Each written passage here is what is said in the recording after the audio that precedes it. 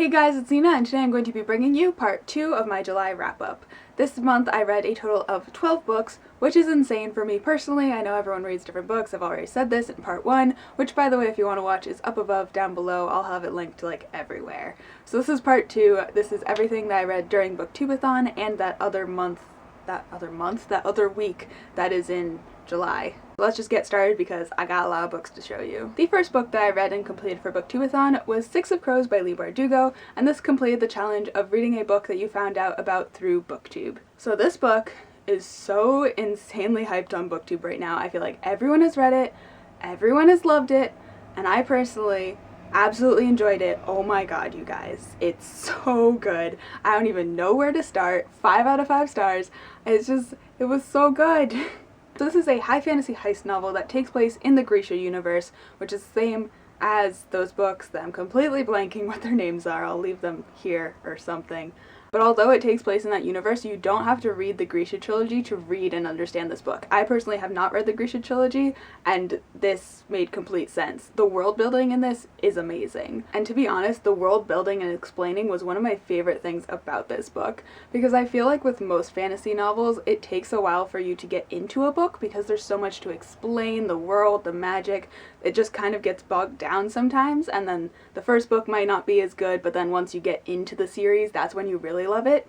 But this book, just fresh out of the gate, was amazing the entire way through. Leigh Bardugo doesn't really slow things down to explain the world to you. She kind of throws in this information during important scenes or during flashbacks, and she weaves it in a way that doesn't bog it down, and I really appreciated that. And then on top of that, it was just an incredibly complex and realistic world, and I felt like I was really immersed into this world that had different cultures and different languages, and it was just so consistent and so like well thought out, and I just loved it. The plot was also amazing, A+, like solid plot, but the thing that I loved the most about this book was the characters. The 6 main characters are so fun, they're so diverse, they're so different, they all have strong personalities. I just could gush all day about all the characters in this. And then the flashbacks were so good. This book, I would say like a good quarter of it, or maybe a little less than that, is flashbacks, because you get introduced to these 6 characters right off the bat, but you don't really know much about them and their backstories. But then as you read the book, you get all of their backstories and all of their childhood stories, or maybe how they met each other and all that, and I just really liked how that was done. I was simultaneously dying to know what the normal plot was doing, but at the same time I really wanted to know their backstories and how all of this happened, and it was so well balanced and so good. The last thing that I do need to mention really quickly is that it has amazing relationships, and my favorite one is the one that I can't say because of spoilers, so if you guys have read this, you know who that is, and I just ship them so hard.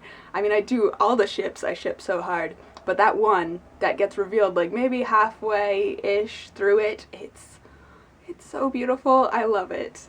Did I mention that I gave this a 5 out of 5 stars? I think you guys could tell, but yeah, 5 out of 5 stars, hands down, amazing. The next book that I read for Booktubeathon was The Invention of Hugo Capre by Brian Selznick, and this completed the challenge of reading and watching a book-to-movie adaptation. So as I said in my TBR video, Hugo is a movie that I saw way back when it first came out, absolutely loved it, but I've never actually read the book, so I thought this would be the perfect opportunity to read the book and rewatch the movie, and I really liked this experience as a whole. First, as a book itself, I really enjoyed this. I gave it a 4 out of 5 stars. I really love the pictures because although this thing is a beast and it's huge, I flew right through it because half of it is pictures. And the pictures were really pretty. I liked how sometimes it would have a string of pictures, so it was kind of like a camera was moving through the scene, and that was just so cinematographic.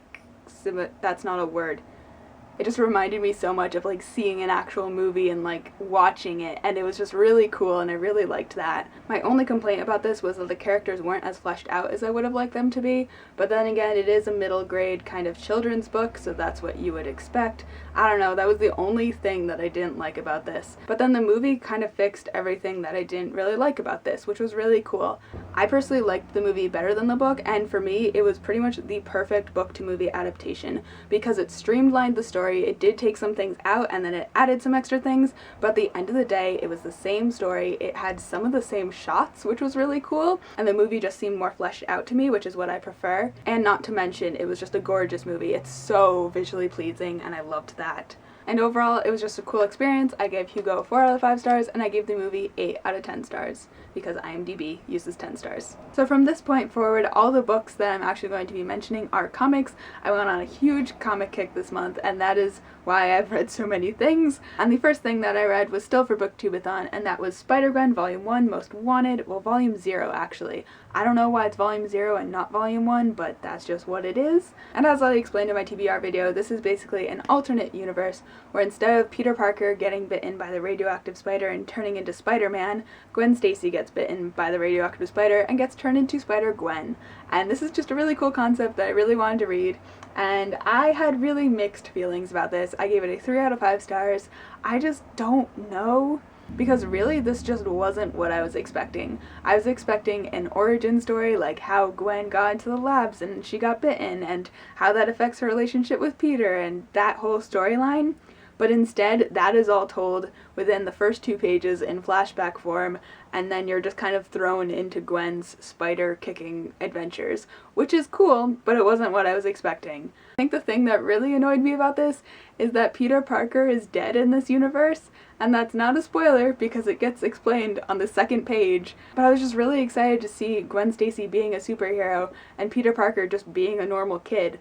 But we didn't get normal Peter Parker, which was really disappointing. But at the same time, I respect their decision to do that because this is Gwen's story. This should be able to stand on its own, and it shouldn't have too many parallels because then it really wouldn't be Gwen's original story. And I respect that, but at the same time, I didn't really like it. I don't know, I'm so conflicted. Other than that, this comic was pretty average. The artwork was good, but not amazing. Gwen Stacy as a character was amazing. She is so sassy. You can see why Gwen Stacy and Peter Parker were like meant to be because their sass levels are both really high. So I really liked Gwen as a character. The plot was good, not amazing, but it was good. I will probably read the rest of these, but I'm not going to be in a hurry to do so. Like, I'll just read them at my own pace eventually. And I don't think I mentioned this, but this completed the challenge of reading something only after sunset. The next comic that I read for Booktubeathon was Young Avengers Volume 1, Style Over Substance, and this completed the challenge of reading something with yellow on the cover. I was originally going to read Illuminate for this, and although I did make progress in it, I haven't finished it yet, so it doesn't really count. For those of you who don't know, Young Avengers is basically a teenage superhero team-up, and it's awesome. So some of the characters do reflect the actual Avengers. For example, Kate Bishop, she calls herself Hawkeye, and she actually goes on adventures with Clint Barton, who is also Hawkeye in the adult Avengers. But then there are other characters that just don't parallel anyone at all, and they're their own thing. I don't even know where to start with this comic, but I loved it so much. I give it a 5 out of 5 stars. Let's just go through my checklist because that's the easiest way to do this.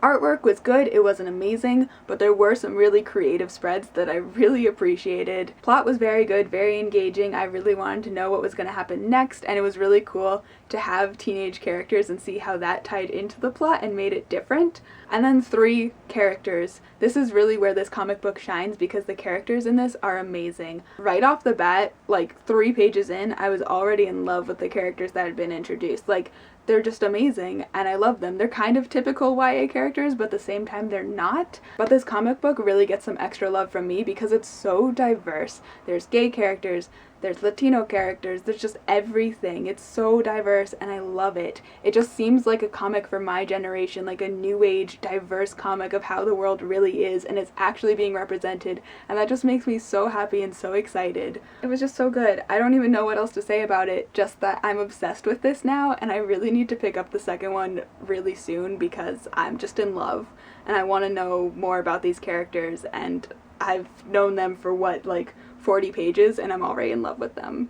The next 2 comics that I read were Hawkeye Volume 3 and 4, Rio Brave and LA Women by Matt Fraction, and these were amazing. I read them back to back, so I'm kind of going to group them together into one comic because I don't know where one started and one finished. But these were amazing. This is a series that I've been following for a while. I love Hawkeye as a character. I love Kate Bishop as a character. They work so well together. Again, my favorite thing about this comic was the characters. We get so much into Hawkeye's backstory. We get to meet his brother. We get more for Kate Bishop and her dad, and there's just so much in it with the characters that I love.